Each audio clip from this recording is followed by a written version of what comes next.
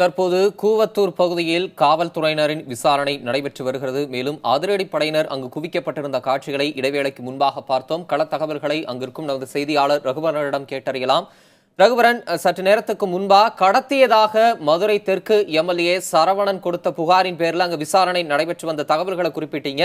இப்ப அங்க விசாரணை எந்த அளவுக்கு நடைபெற்று வருது, அது குறித்த தகவல்களை சொல்லுங்க. மேலும் அங்கு காவல்துறையினர் எவ்வளவு பேர் குவிக்கப்பட்டிருக்கிறாங்க இப்ப வரைக்கும்?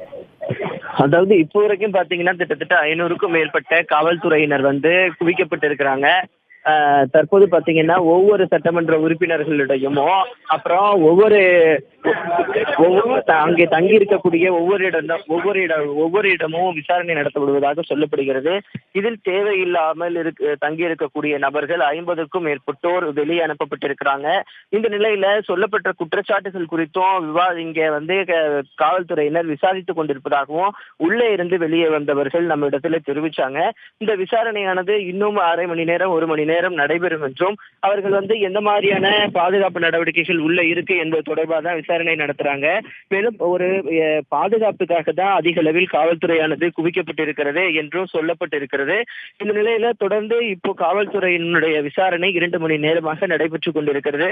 அதே நிலையில் மற்றொரு கட்டிடத்தில் கட்சியினுடைய ஆலோசனையும் நடைபெற்றுக் கொண்டிருக்கிறது.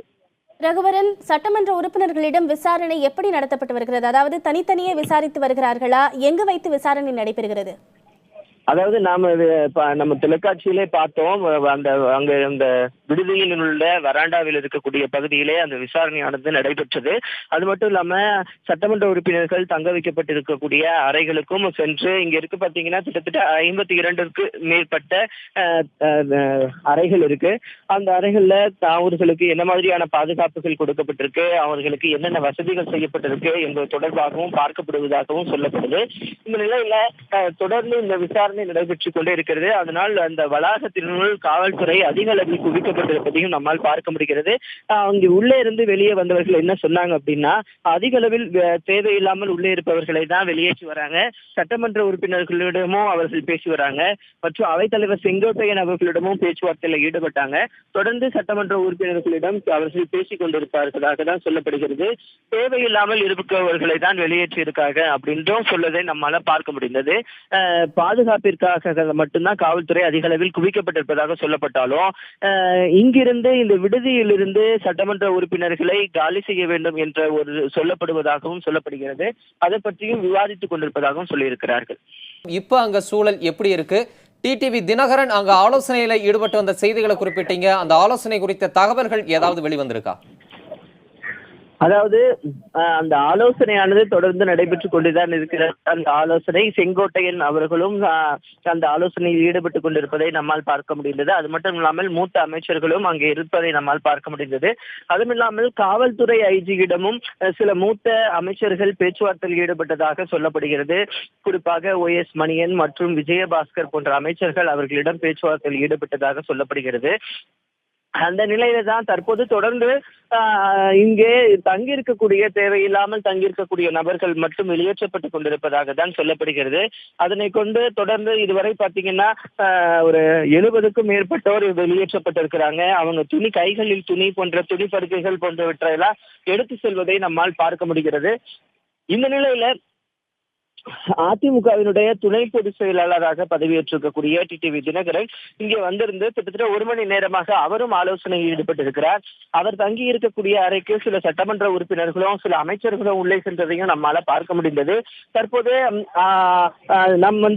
பெரம்பூர் தொகுதி சட்டமன்ற உறுப்பினரிடம் நம்ம பேட்டி கேட்ட போது அவங்க என்ன சொன்னார் அப்படின்னா, அடுத்த கட்ட நடவடிக்கைகள் என்னமாக இருக்கும், என்ன மாதிரி எடுத்துட்டு போவீங்க அப்படின்னு கேட்டதுக்கு அவர் என்ன சொன்னாருன்னா, இந்த ஆளுநர் அழைக்கவில்லை என்றால் நாங்கள் வேறு விதத்தில் அடுத்த கட்ட வழியை நாங்கள் எடுத்து செல்வோம்.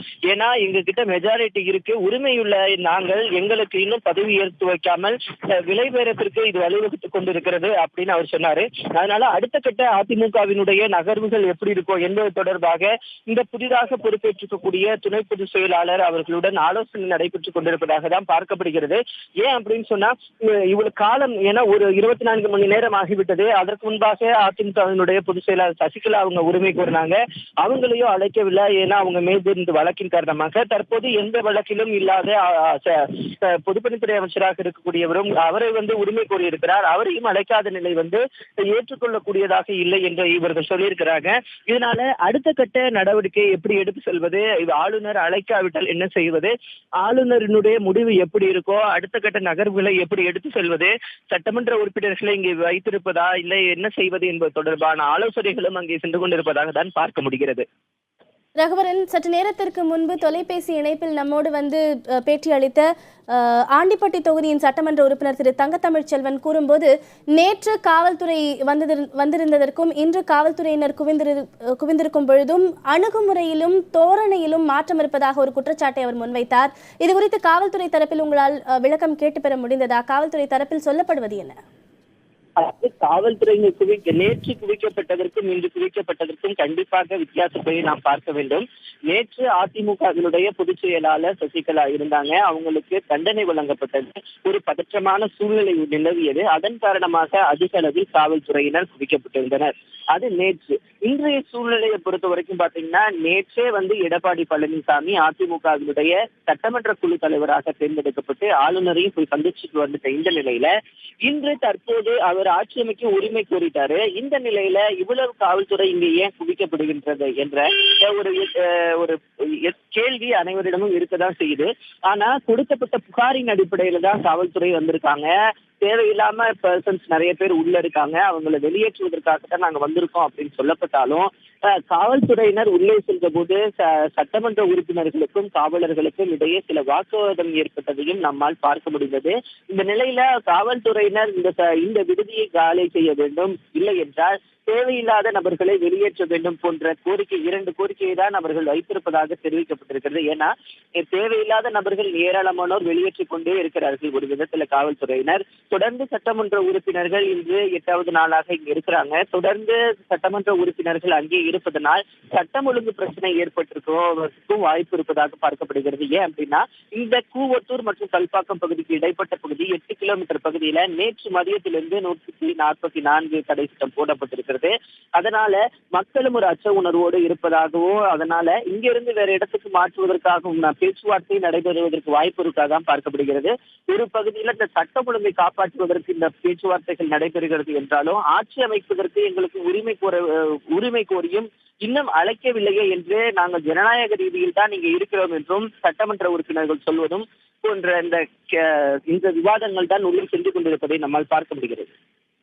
ரகுவரன், அங்க இருக்கக்கூடிய எம்எல்ஏக்கள் வேற இடத்துக்கு போகணும், அப்படி இல்லைன்னா அங்க இருக்கக்கூடிய வெளியாட்கள் வெளியேற்றப்படணும் அப்படின்ற ஒரு கோரிக்கையை எம்எல்ஏக்களிடம் காவல்துறையினர் வைத்ததா குறிப்பிட்டீங்க.